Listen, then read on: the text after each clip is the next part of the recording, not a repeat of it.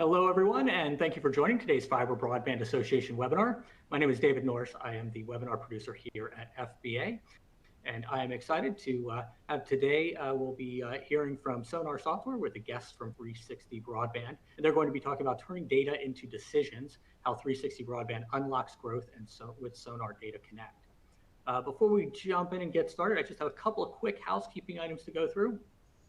First of all, as attendees, you're in listen-only mode today. However, you'll notice that there is a ask a question tool that's in the lower left-hand side of your screen. So at any point, you can type your questions in there, and we will cover those during the Q&A session near the end of the presentation. So please do type your questions in and let us know what you're thinking about.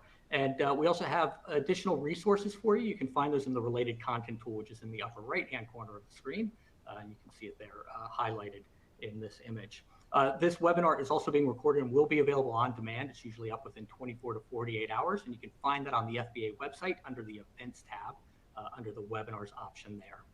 Lastly, we do have a post-webinar survey, a very brief survey. If you could take a moment to complete that, we really appreciate the input. It's very helpful to make sure that these webinars are valuable for you. So we appreciate your attention on that. And with that, let's just jump right in. So as I mentioned today, we're joined by Sonar Software. We've got Justin Graham, the Senior Client Relations Manager there at Sonar. And he has invited along Drew Beverage, the Chief Operating Officer for 360 Broadband. And like I said, they're going to be discussing how 360 Broadband is using leveraging custom dashboards and taking advantage of their data to track everything from ARPU and install success rates to their ROI on marketing, ticket volumes, and even competitor impact. So definitely excited to hear from them. And with that, I will hand things over to Justin to get us started. So welcome, gentlemen, and take it away, Justin. Thanks for that introduction. I'm really happy to be here today to talk about something that's becoming increasingly important for ISPs of all sizes, making better decisions faster using data that actually tells a story. That's the idea behind Sonar DataConnect. We built it because we kept hearing the same thing from broadband providers. They're drowning in data, but starving for insights. Whether it was understanding revenue streams, tracking install efficiency, or measuring support from team performance, there wasn't a single unified way to get the answers without a lot of manual work or disconnected tools. DataConnect is our response to that. It gives ISPs direct access to their Sonar data through Snowflake so they can build custom reports in the tools they're already using. Whether that's Power BI, Tableau, Excel, or something else, you get the full picture of what's happening in your business, the freedom to ask and answer the questions that matter the most to your team. If you're looking to grow, the metrics you track matter, but knowing which ones to focus on and how to make them a part of your team's day-to-day decision-making isn't always straightforward. And that brings me to today's guest, Drew Beverage from 360 Broadband. His team has taken DataConnect and really run with it. They've built custom dashboards, integrated data into weekly team meetings, and turned insights into action across departments. Drew's going to walk us through how 360 Broadband is using this data to stay ahead, and I think you'll see some really inspiring examples of what's possible when you put the right tools in the right hands. Drew, thanks so much for being here. Let's jump in. Justin, thanks for having me. David, thanks for the introduction, and glad to be here today. Awesome. So let's start out with kind of overview. Can you give us a quick overview of how 360 Broadband first approached implementing the DataConnect dashboard? Absolutely. So I'm a huge data fan. Data-driven decisions is a key to success, right? And so here at 360, we knew that to grow this company, we needed to be able to make those data-driven decisions. And how do we do that on the fly? How do we have a dashboard available to us every morning that's live, that we can look at a glance and understand where our company's at and what levers and knobs we need to turn to adjust on the fly? You know, you don't want to get down to a quarter, a quarter through your year or 90 or 30 days through your year and then say, oh man, we're off the tracks, we need to adjust. You want to do that on the fly. And so having something that you can pull up from your phone, from an email, and say, okay, this is where we're tracking. This is what we need to be paying attention to. This is each department's measurable. And taking a step back, I've been in the industry for 24 years now, starting at the dial-up to DSL to fixed wireless to fiber. And so several years back, we got involved in a program called Traction. It's an entrepreneurial operating system, and implementing that, everyone in your company has to have a number. And so to get someone to understand what someone's number is, or to what scoring metric or scorecard they need to have, you got to be able to track that data. And they need to know what data to track. And so, first and foremost, before you can get to a nice Power BI or, Snowflake, you have to set up your Sonar instance to be able to be collecting the data that you want. So you need to know what data you're looking for. Then that way you can get your system in place, the information gathered, and then, start collecting that data. And so it's not a overnight process. We fine-tuned over the last 2 years where we want to be. What are we missing? What KPIs would be important to each department? What is your number as an individual? You'll hear me say this a lot. I'm a big sports fan. So if you're watching an NBA game and you have no score, and you're just watching them go back and forth, and there's no winning in this game, it's not as fun. So if you're tracking the data and keeping score, you know what to measure against. And so that's what we did here in this situation. Is we knew we needed to be able to keep score, be able to turn knobs and levers, to be able to adjust on the fly. And so that's kind of how we ended up where we are today, and we'll get to kind of demo through that today. So awesome. So then, what was the primary initial goal behind rolling it out? What problem were you trying to solve? Initially, we were pulling reports weekly, or pulling reports and pulling APIs. The data, we couldn't get the data to line up the way we wanted to do, and any updates that Sonar did on their end would adjust our API pulls. We also wanted to be live, and so that way we could see things as it was moving. And so, when you guys released the DataConnect, obviously we were signed up in beta first thing. I have to step back and regress for a second. I am not the brain behind the work here. I have a team behind me that is an amazing team. Logan, if you're listening, he's the rock star behind these Power BI reports. But it was a collective effort to get our data together. But we have a really good team behind us that was able to tie all of the metrics into a dashboard that's visible. So I would be doing as a disservice if everybody thought I did this, and that's not accurate. I feel like I was fortunate enough to see you speak on this at our last meeting as well, and you seem to always call out Logan. So yeah. Well, I can own it, but then people are going to ask me questions, and they'll 100% realize right away that I know what I want, but I'm not the guy behind the scenes building it. Yeah. Right. Yeah. You have the idea, but I mean, it's all about hiring the right people. That's right. So there's a little poll I just pushed out. If you guys can answer that, be good to know kind of how everybody feels on where their data is, and if you're getting meaningful insights from the data. We live in a data-driven world, so there's always a lot of data, and it's hard to get meaningful information from it sometimes. Yeah, you can definitely get lost in it too. There's that was one of the things I found myself doing when I first got into this. Is I would read report after report after report, and it was paralysis by analysis. Right, like, oh man, there's so much here. What can I do with it? And so fine tuning, removing things that that don't move the needle, that maybe you only need to check 30 days. But what is on your dashboard? That's the pulse, the actual living, breathing, and the company's actual pulse. And so fine tuning that out. Yeah, there's so many reports and things in all these systems you use, whatever system you're using on a day-to-day basis. But the data, there's so much extra data that I don't need, or you don't need, or different roles need, and it's quite hard to find the things that are important, I guess. Yeah, and specifically, everybody has their different niche, right? And so understanding your specific business model, but there are certain things that are universal across every operator, every fiber provider, every fixed wireless provider that you want to know and you want to track. And so we might have some things in here that are niche, that are different, but hopefully overall, the basics should be in here for any scorecard. Awesome.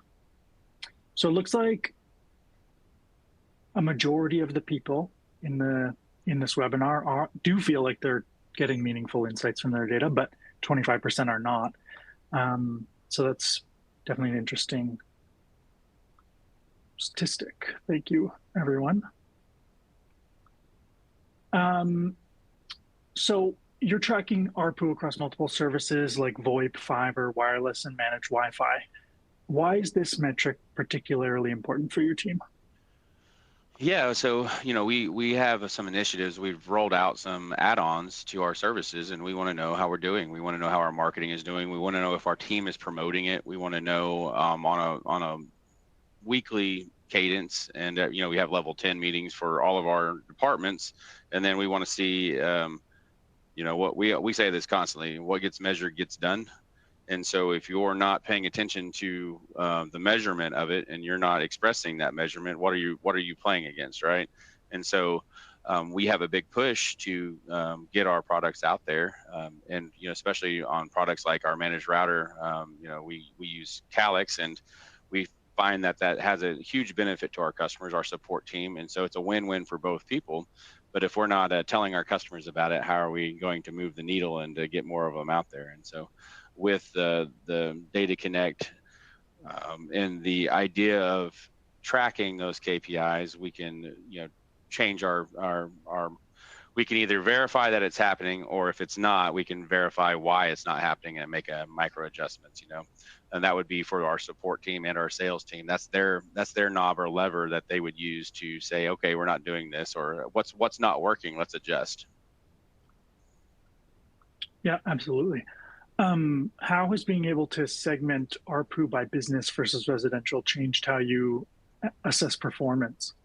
Perfect. Yeah. So we have a 98.2% residential, and so we've been a wireless provider for a long time, and we're building out fiber optics in more dense populations, and so we wanted to know where our marketing dollars should be spent. We wanted to know what our growth potentials were, and we wanted to be able to see that and track it. And this is another one on the financial side. If you ever go for any type of funding or any mechanisms through banks, they're going to ask you where your revenue is derived from. So it's also good to track in general.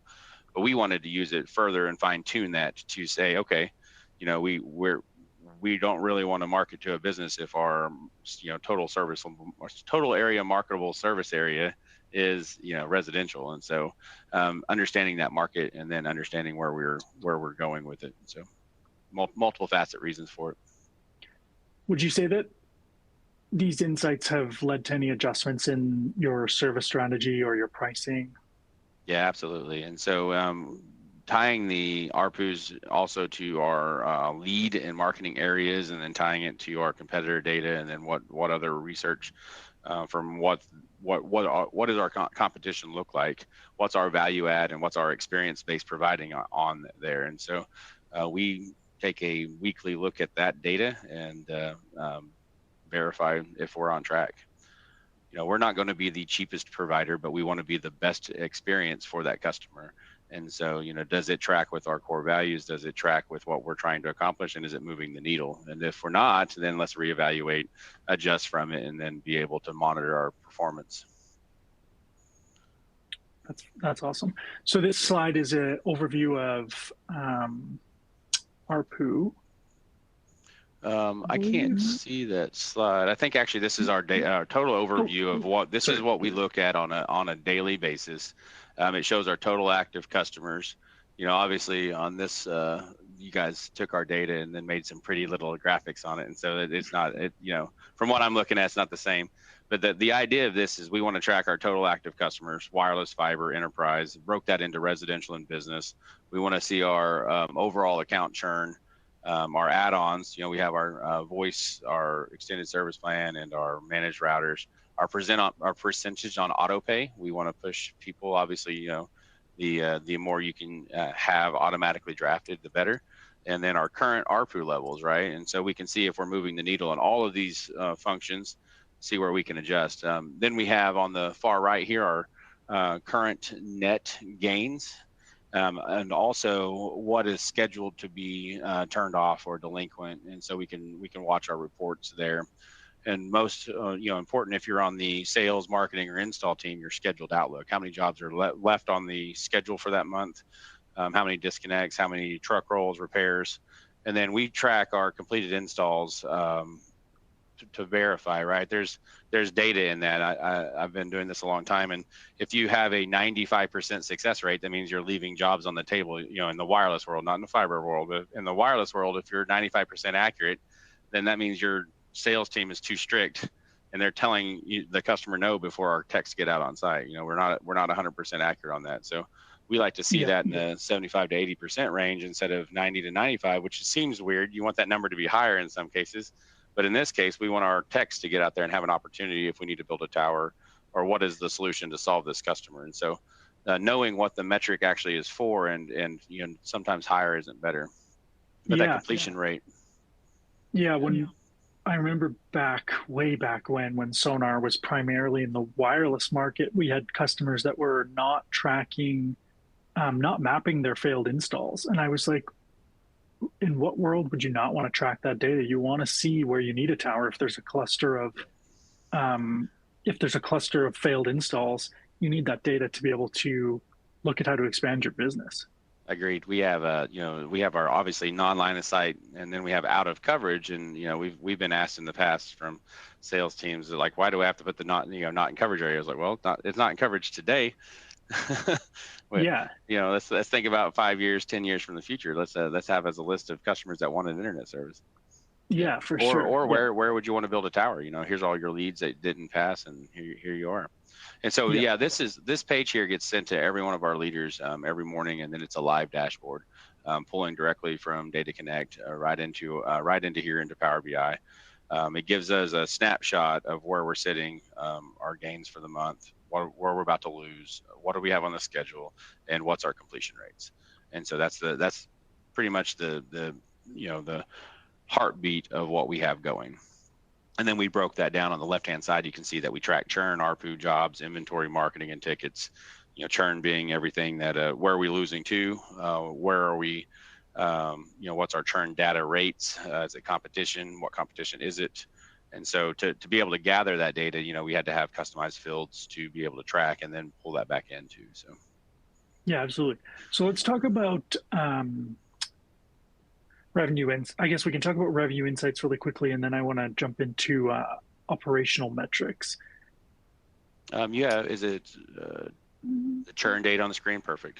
Yeah. And so on this churn data, obviously we want to be able to calculate our customer value, right? And it's based off of your churn and your lifetime of your value, the customer lifetime.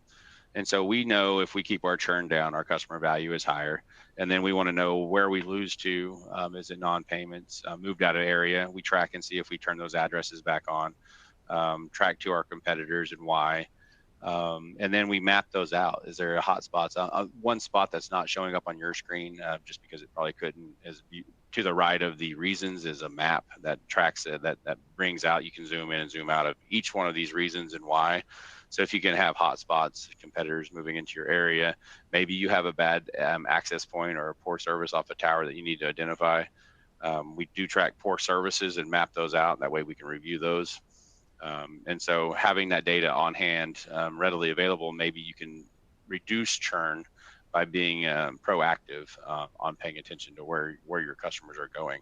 If you're losing them to competition, are you losing them to competition because of bad service or because of your price? And so just because there's competition out there isn't the problem. What can we do? Most of the time our biggest competition is ourselves. Are we giving them the best customer experience? Are we providing them quick return on their service calls? Are we answering the phone when they call? Are we missing the calls? And so we look internally because we know competition's healthy. And so we're not looking at this to see who's out there. We're looking at this to see what we can do to do better. Yeah, absolutely. Yeah. And then we track the disconnect reasons clearly. So for sure. So we were just talking about install success rates, fiber versus wireless. Can you walk us through how you're using that information to improve the team's performance or project planning? Yeah, absolutely. So we track it in 3 different ways. We do our fixed wireless and then our next gen fixed wireless. So anything we basically have a Toronto radio installations, so we track and see what our success rates are on those with the near line of sight, and then our traditional fixed wireless. And then I always love looking at our fiber installation rates, 100% usually. So that's why we can't average those out. Your installs can't average against your fiber, or it brings all your fixed wireless up. And so we like to be able to see that. And again, this is an interesting metric for me. I installed internet for years and years and years out in the field before I went inside.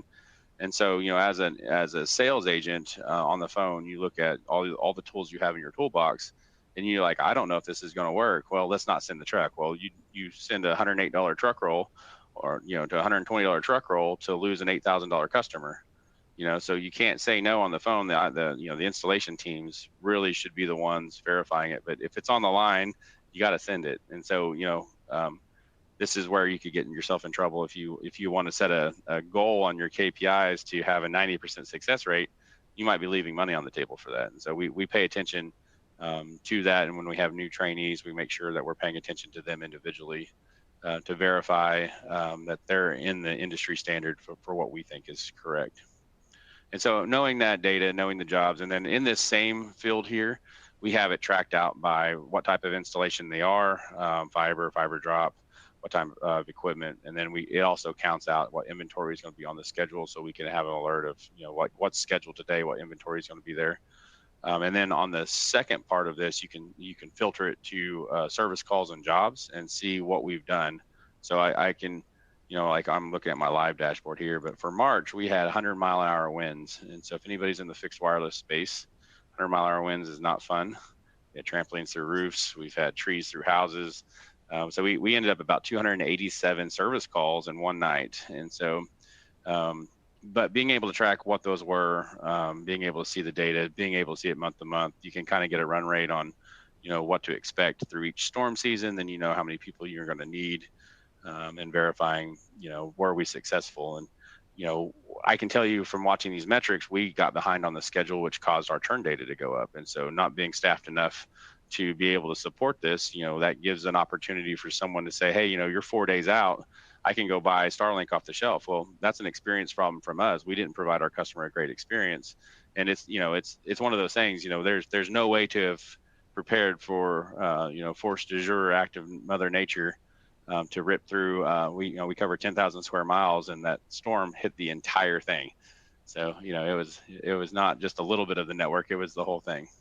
So, but yeah, being able to see those and see the trends, see success rates, see if we're, if we go to a repair and if it doesn't pass, what do we do with that customer? They're just unhappy, right? And so we definitely try to confirm through data and to make data-driven decisions. Yep. Are there specific KPIs that help you shape technician training or deployments? Yeah. And so in these same KPIs right here, you can see success rates per agent, right? And so we know if the sales agent are scheduling it, there should be a pretty consistent in that 75%. If you're watching the install side of it, did they get it completed?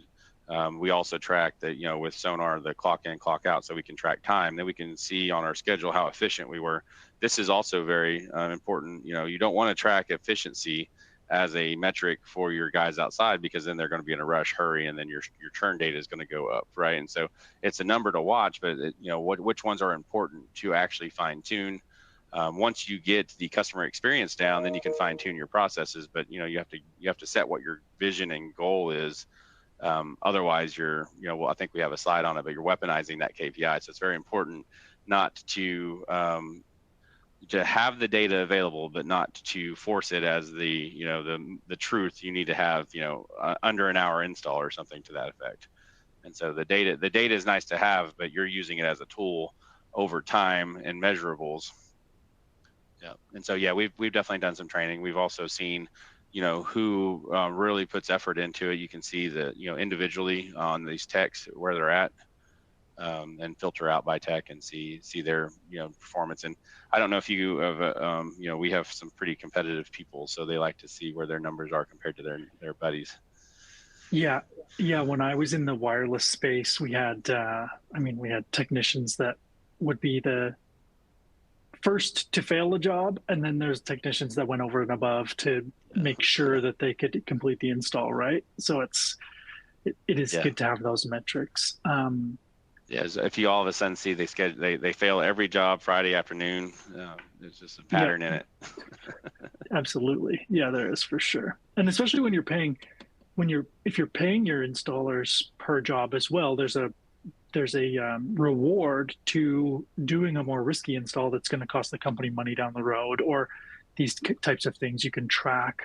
Yeah, exactly. And that goes against the experience, right? And so, we have the knobs and the levers, but if we're breaking the experience, we're not doing ourselves a service. Yeah, absolutely. You're just giving your customers away at that point. All right. We do have some questions in the chat. I'm going to go through the webinar, and then we'll get to the questions at the end. So don't think that I'm ignoring you. I'm going to try to touch on them all, kind of in a Q&A at the end. So let's get into marketing impact. I found it really interesting that you're tracking the impact of Google AdWords and Facebook. How are those insights shaping your marketing spend or your targeting strategies? Well, and you said Facebook is a sore subject because they changed the way they do marketing, and so we have a giant casino that's right outside of our office, and so we'll market all over the world because everybody comes to that giant casino, and it doesn't matter, like we can set ranges around it, but if you've ever been to Durant, Oklahoma, right outside, they have a pretty nice hotel, and so it's pretty interesting to see. But we do track this. We want to know where our customers are coming from. We want to know why they didn't sign up. So we have these reason codes inside of Sonar, and then we're able to track that, map that, and then be able to judge, is our ads being effective? Where are they being seen from? Can we fine tune this so that we're not wasting $10 a click? And then, why didn't they sign up? Was it price? Was it, and then you can actually track that on a map and then do that weekly, quarterly, monthly, yearly, and say, hey, these service areas down here, this is an area that we're not going to be able to get into unless we have a lower price. Or, hey, this area up here, we have high competition. What can we do here? And so it gives us insights on how to maneuver ourselves to be a better fit for that community. We cover a large area, so from McKinney to Fort Smith, and so there's different demographics throughout that entire region. And then there's also unserved and underserved areas throughout that community where we're at in Southeast Oklahoma. So what's available? Where are people looking? Right, like you said earlier, maybe I can't serve them today, but there's a lot of interest from this market, and obviously we're reaching them. So what can we do to get to them? Exactly. Have you had any surprising trends in where your customers are coming from? Everywhere we have an office, it starts there and goes out slower. So having a presence and what they call that boots on the ground is 100%. We have 4 offices, and no matter what we do on marketing, they see our trucks, they see our signs. We can market everywhere, but it's where our people live. It's where our people are growing. So our satellite offices are less, but our main offices are more. But we have some remote techs, and we can see from our marketing that obviously having a presence there is more important. Do you find there's a demographic difference there? Nothing on the demographic side. I think most of it is we see more marketing where there's less internet, right? And so when there's high competition in the areas, and so I guess rural areas, it's all across the board where, you can get into some cities depending on the provider that's there. For sure. So Starlink came up. How are you using competitor loss data to stay ahead in the market? Yeah, for sure. And, we kind of talked about this too. We always try to challenge ourselves to be, we are our biggest competitor because of, it's how we handle our customer. I don't know if you guys, I live outside of our service territory, and I had multiple options for internet. And I would have never looked for internet unless something went wrong, and it went wrong a lot. And it went wrong enough for my kids to get involved, and then my wife to get involved, and then kids and wife involved, and then there's a change of service, right? And so, what can we do as 360 to look at our data, look what we're doing, and are we the specific problem, or is this something that was price related that maybe we could have helped with something like that? And so, obviously Starlink is a competitor that can be anywhere, right? And you can buy it off the shelf. And we saw that when we had the high wind and long lead times. But did they switch to Starlink because it was a better company, or did they switch because we couldn't provide them the service at that time and they had to wait 4 or 5 days, right? And so the churn is there. We average on consistent 1.1 to 1.3% churn, and that's between non-pays to moves to customer competition. But our goal for us internally is to look at this data to better ourselves and to ask, if we gave them a good experience, where would they have looked to start with, and how do we fine tune our support? How do we fine tune our processes to adjust to be, like I said, I really feel like we are our worst enemy at times, and that's where we adjust to, because that's what we can control. Yeah. So you're making tactical changes on the fly based on what you're seeing in your competition dashboard. Yep.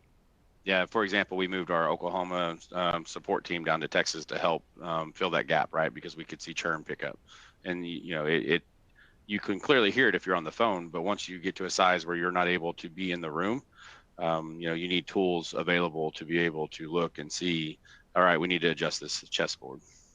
Mm-hmm. Yeah. The real-time aspect of it is so important when you get into those metrics. If you're constantly looking at your data from a month ago, you're never going to be ahead of the curve, right? Yeah. So when we get into support team dashboards, ticket training, what benefits have you seen from having more real-time hourly ticket data by support rep?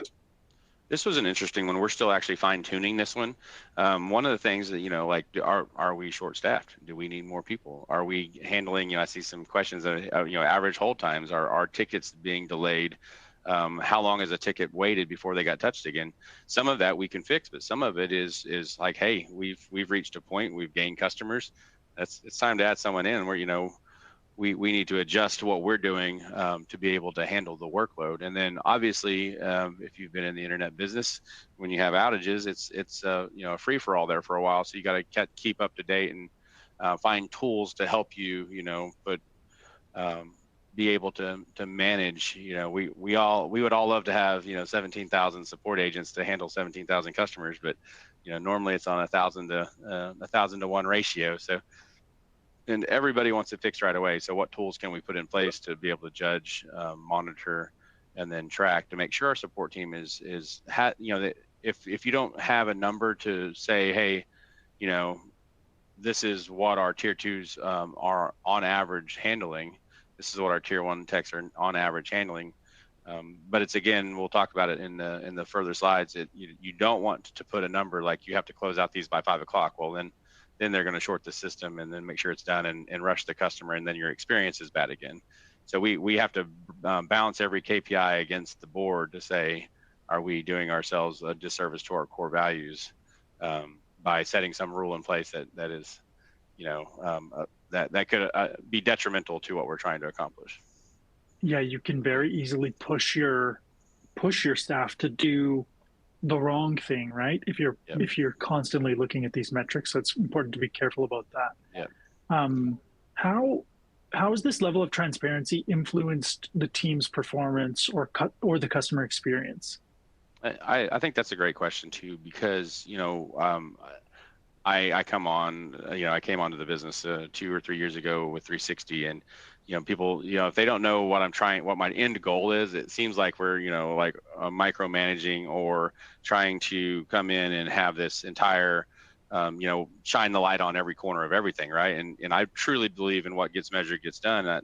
And so in some instances, it seems overbearing. But if you then take the data and you understand it, you can actually fine tune your craft, fine tune your skills, and then be able to say, okay, look, I understand what you're trying to accomplish here. As long as we're, the end goal is to make 360 successful. So it's a two-way it's definitely important to have the KPIs in place, but it's definitely to understand the important part to tell them why, right? If you don't have the why behind it and you're just saying we're going to follow this number, but if you say, hey, we pay attention to this number because we want to make sure we're getting the correct amount of jobs scheduled. We pay attention to this number because maybe we need to adjust. And what knob do you need to be responsible for to turn to make micro changes as the week goes on? We have one that's not in this right now, but it's on schedule, so you can see the open slots in the schedule, what inventory is needed. But we can fine tune our service areas and how many technicians we need in a certain spot, and so we pay attention to those metrics so we can adjust it and say, hey, this area needs to be dropped down. We can put a roaming tech over here and move it on the fly. Yeah, absolutely.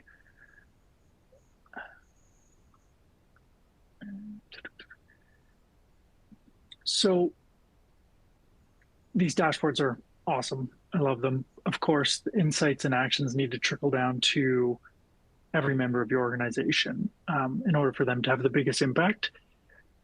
So I want to talk through what that rollout can look like in real life.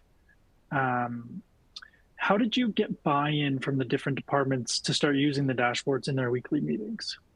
And this is that talking about the beginning of this Traction by Gino Wickman. If you haven't read it, it doesn't matter which business book you go with, right? I just like this one specifically.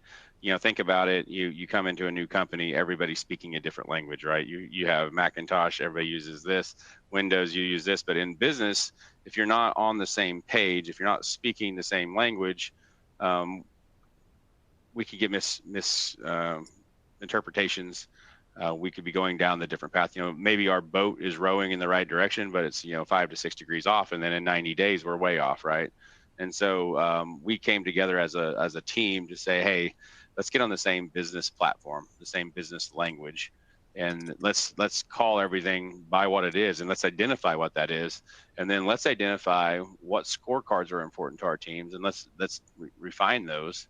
And so and then, as we talked at the beginning, what are we not tracking today that we need to start today, so in a year from now we can have the data we need in place? Like customer competition, our reason codes for customers leaving. When they move, did we capture their new address?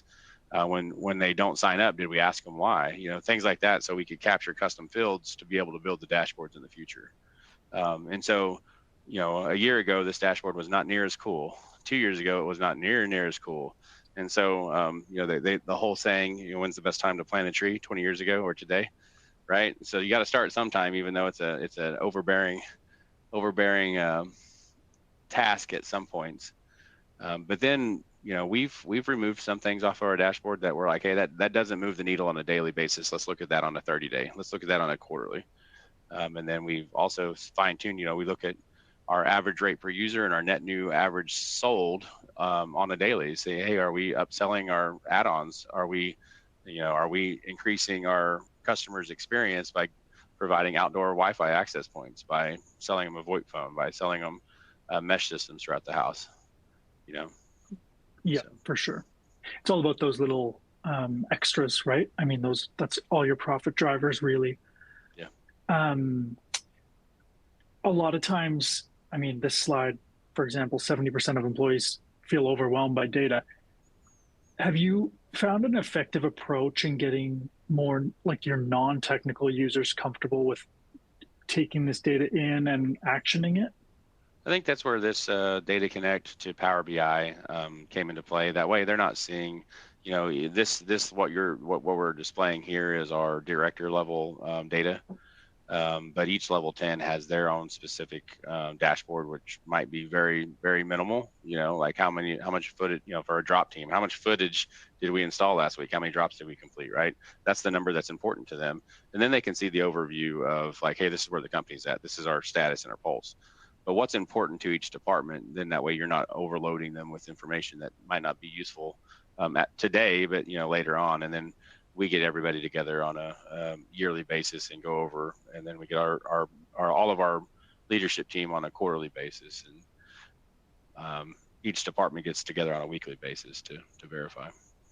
yeah, I could see it being over. Like when we first deployed this, I could see, you know, the deer in the headlights. Like, what are we looking at here? Why is this important to my department? This number doesn't change what I do each day, and I totally get that. And so fine tuning that to what makes sense for your organization and what makes sense for each department is key.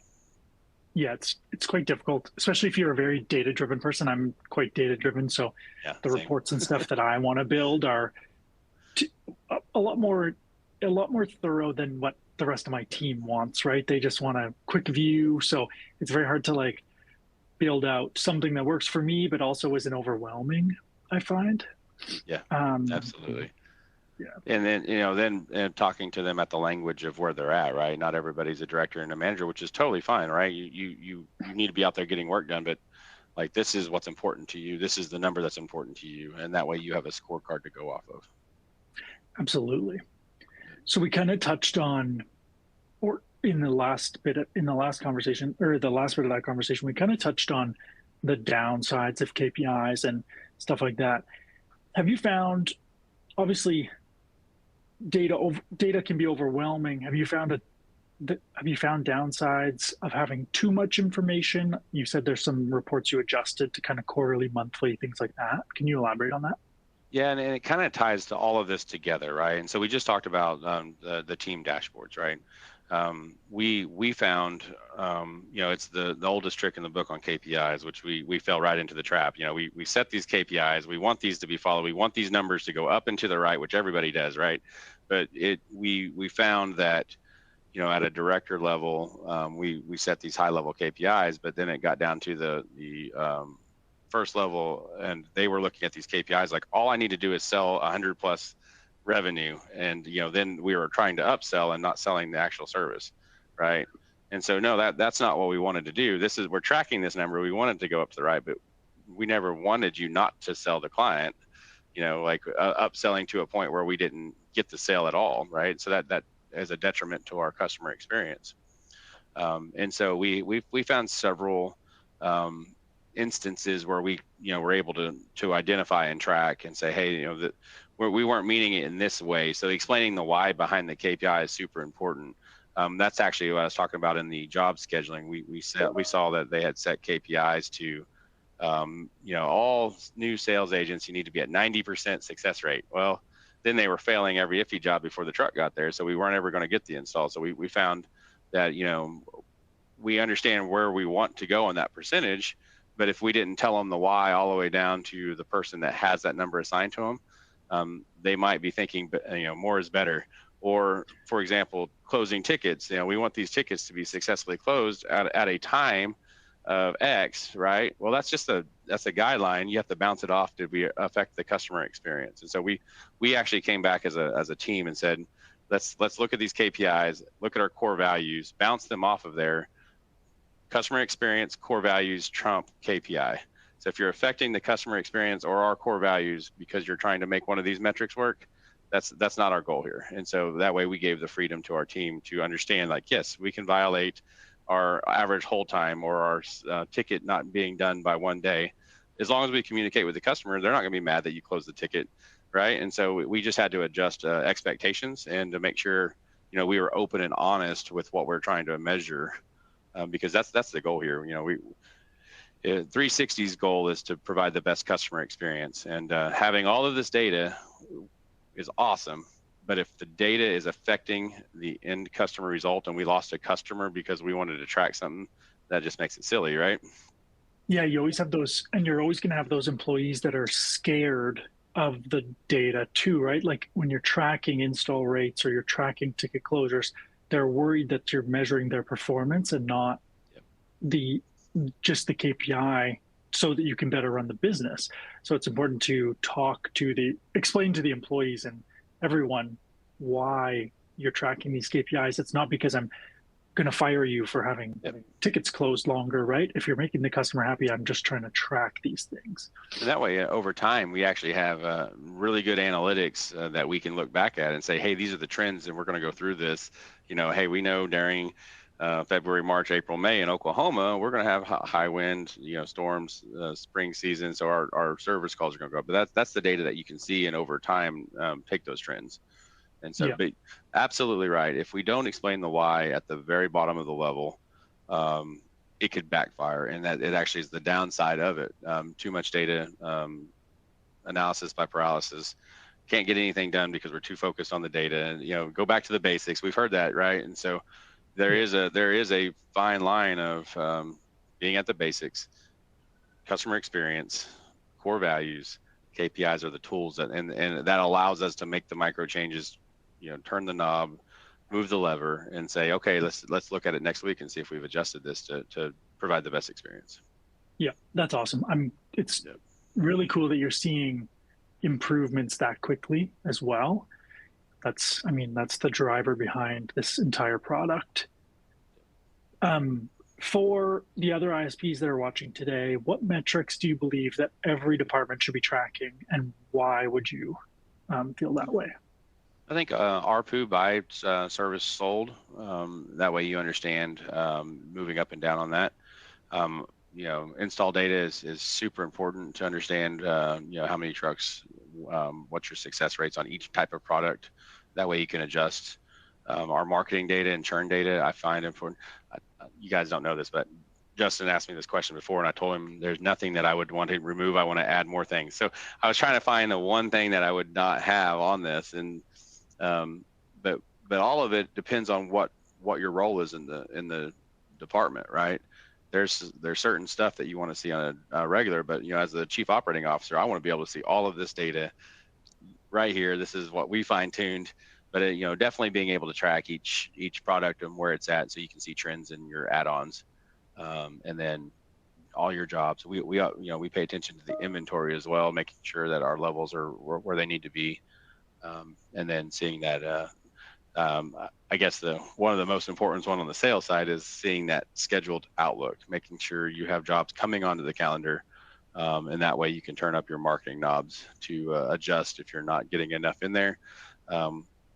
On the marketing map, you know, we send out outside sales teams to local events. Did we do is there any hot spots that came out because of that? Because we can see it on the map. You know, we were in a local town, we did a fair, you know, we were here. Did we get any sales out of it? You should be able to see it light up on a heat map. So, yeah, for sure. You know, I'm impartial. I like them all. It's crazy because, like, you want to say, like, this is a dashboard that you should, and I'm going to ask you that next, but I'm going to contradict myself first. But like, you want to say this is the thing that everybody should use. But the beauty of this product is that you can build 100 different dashboards. Yep. The CEO needs different dashboards than the COO and the support agents and the leadership and the customer success team, things like that, right? Yeah, absolutely. But if you had to choose one dashboard, I'm going to put you on the spot. If you had to choose one dashboard that you think every ISP should use, what would it be? The overview page is what we look on a daily. But like, if I could tie that overview page and put my net new ARPU, that way we can see what we're selling, and put the scheduled outlook on there, it would give me just a pulse. I could look at it in the morning and say we're on track. Yeah. And so I would adjust some of these and make it there, but I need to know how many we have on the schedule, what we scheduled for today, what our inventory levels are, ARPU for going up or down. And then, all of them play a role though, right? And so every piece of this has a piece of the puzzle, and it's your chessboard. And so in business, you need to know, it's just like your budget at home. If you don't budget it, it just goes away. If you don't track it, it just goes away. And so I think in you know, since we started making an appearance and shined the light on everything and got buy-in from the company and got bought in from the team members, I think they can look at it and understand what we're looking for each one, and it gives them a purpose too, right? If you were just coming to work every day and you had no idea what you're trying to accomplish, you just answer the phone. But if you have a team and then you have an individual goal, it's more rewarding and fulfilling when you know what you're accomplishing. Yeah, absolutely. So you have all this data, you're in multiple time zones, multiple locations. How are you working around time zone challenges, geolocation challenges? I saw this question on there, and this is going to be a Logan question, but he was able to understand what you guys were doing in the back end, and then adjusted the time on ours to fit it so it matched. But yeah, that was when we first got it connected. The DataConnect's time zones were different than ours, and so we couldn't figure out why we weren't live. And so once we adjusted it, he was able to make a workaround in there. But yeah, my information will be available. We can, I'd be happy to chat with anybody. I unfortunately love this industry and love everything I do about this, and so I'll nerd out on it anytime. That's fair. I like data. I just love data, so I'm here with you. I did the strength-based leadership training, and I had all of them on the analytics side. So yeah. I like to be able to measure. I mean, you can have any feeling you want, but if you don't have the data to back it up, it doesn't matter, right? Justin, I think you hit the nail on the head, man. I've been in the industry long enough, but we did gut feeling decisions, right? And then sometimes they come back and bite you. You're like, I really felt like that was going to work. I didn't do a TAM or a SOM or anything on this market area. I just knew it was going to work. Well, sometimes you got lucky, right?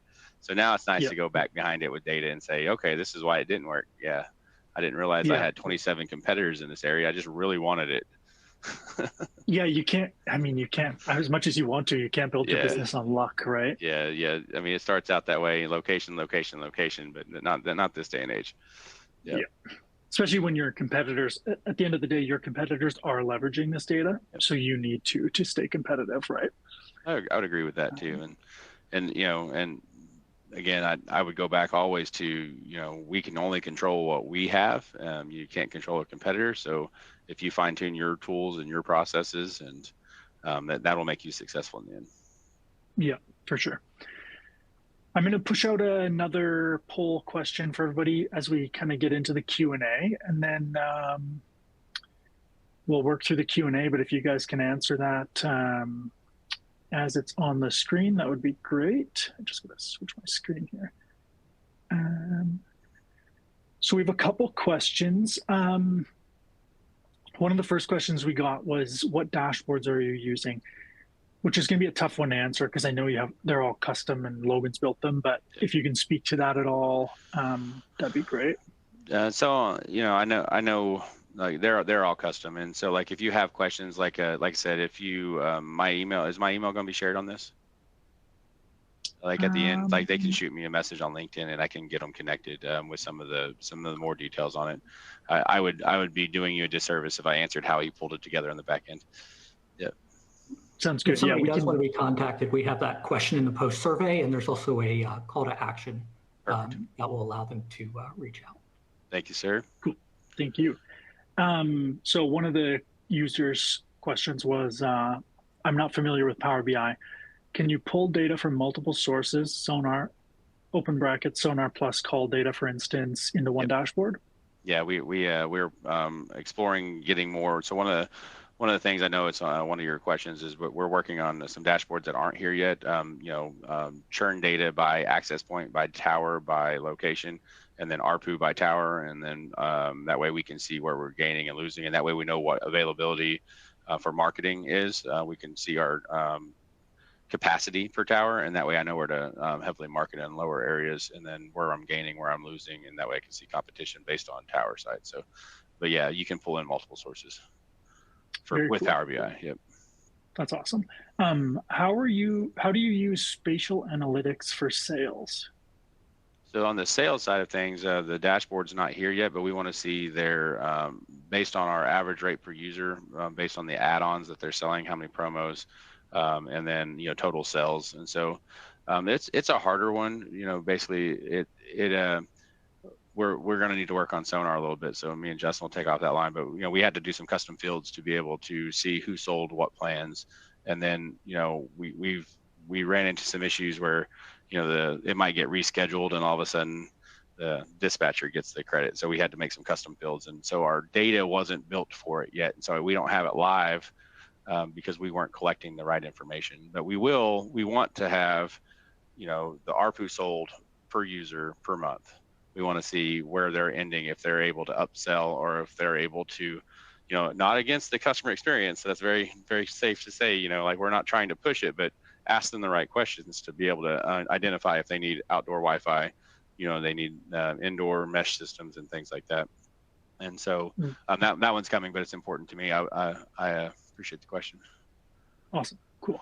We have a couple of minutes left, so I want to jump through a few other ones. Are you considering NPS in those analytics? Yes. And so we just signed up with GoCare, which Brandon, I'm going to selfishly plug you because you're in the room, but GoCare will be able to do transactional NPS, and we want to tie that back and be able to put all of this together on our churn and our retention, and then be able to see interactions from installs. But we're very, very much into that. And so GoCare ties with Sonar. Those two products will help us become a better customer experience along with texting and other things. They'll text out an NPS score at each one. So awesome. We might not get to all the questions, so I just wanted to call out that there's some longer questions in the queue, and I want to make sure those get answered. But we're gonna have to connect with those afterwards, probably through Drew and your Sonar CRM, and we can make sure that those get answered. They're a little more detailed than I think we can answer on the webinar. Another one I wanted to get from you, Drew, before we end is, one, what kind of setup was required in Sonar to get started? And then as an additional to that, what led you to choose Power BI? Easy on the Power BI. That's what we were trained in, and that's what our guys knew. And so that just became the go-to for us. We have also Microsoft Shop, and so everything is Teams, and so it fit into ours. But I know guys that use Tableau and all of these other data services, which are great. It's just whatever you're comfortable with. And what was the second part of that? The second part was what setup was required in Sonar to get started? Did you encounter any limitations or have to implement any workarounds? No, actually, it was pretty smooth, but it does take some programming on the behalf of your team. I say it's smooth. Logan's probably shaking his head saying smooth. Yeah, hours and hours of data in background. But no, we did. Your team was able to give us the token to be able to get it connected. We had some dashboards already built that we were working on, pulling APIs, and so we were able to build that. Fine tuning it, and but the data is there. All the data, but setting it up to start with. Is your instance clean? Are you asking the custom questions? Are you asking all of the things that you need to pull out of it? But if it's in Sonar, you can get it out of it, and then you can put it into the dashboard. Fantastic. My last question for you is, do you feel that DataConnect is worth the investment? Yeah, we use it on a daily. Like everybody, like we've had a couple instances where our Power BI was down, and we're like, hey, where's this at? Like, I didn't get my report, and I need my report because I don't know what I'm doing. But joking aside, but we use it on if we set our 90-day rocks and our 1-year goals and our quarterlies based on that, like we're trying to raise our percentage of auto pay right now, and so they come in every week and they look at that and it's like, hey, did we raise the number? All right, as a team we're doing good. And so in general, whatever you're using, what gets measured gets done. Shine the light on it. You're going to find all the little cracks and all the little imperfections, and then you can fine tune it. But it'll never be perfect, so don't get too focused on the perfection of it. But make sure you're able to be nimble and agile and adjust. And I'll be the first to tell you I've made multiple mistakes, looking at numbers and saying, hey, we need to adjust this, and watch it go the other direction. And then 100% always make sure it's going to your core values and to your experience, and don't make it a detriment to your team. And then say the why, right? Tell them why you want it, and that way you get buy-in from your team too, and not just say this is because of this the way I like it. For sure. Well, Drew, I want to say thank you to everyone else. I'm sure you can tell Drew and I could talk about this for another hour if we wanted to, but I do want to hand it back. We're running out of time, and I want to hand it back to David in case he has anything to kind of end on. But I thank you for being here, Drew. It's been a pleasure. Thanks, Justin. Yep, and just to echo that, I want to thank both of you, Justin and Drew. Of course, it's been fascinating. I did, however, learn that apparently I'm not supposed to use data to justify my gut decisions after the fact. It's actually to make the right decision. Hey, I didn't answer that clearly, right? That's a pretty takeaway for me. No, seriously, I really do appreciate it. Interesting conversation. Just a couple of quick announcements before we wrap up here. We do have Fiber Connect coming up on June 1st and 4th. If you haven't registered and you're interested in attending that, please go out and register and come and spend some time with us. We're looking for another exciting one again in Nashville, Tennessee. We also are into our regional Fiber Connect season here. Our next one is going to be July 17th, and we're excited to go up to Anchorage, Alaska for that. With that, I'll just finally invite everybody to come and visit us on our website to check out what other webinars we have coming up. If you're not already doing so, watch for our Fiber for Breakfast. This is our weekly webinar and podcast hosted by Gary Bolton, the FBA CEO and President. So we encourage you to check those out as well. And finally, I just want to thank all of our attendees for taking time out of your busy schedules to come and join us and to learn with us today. So we appreciate that and look forward to seeing everybody on the next one. Thanks. Thank you.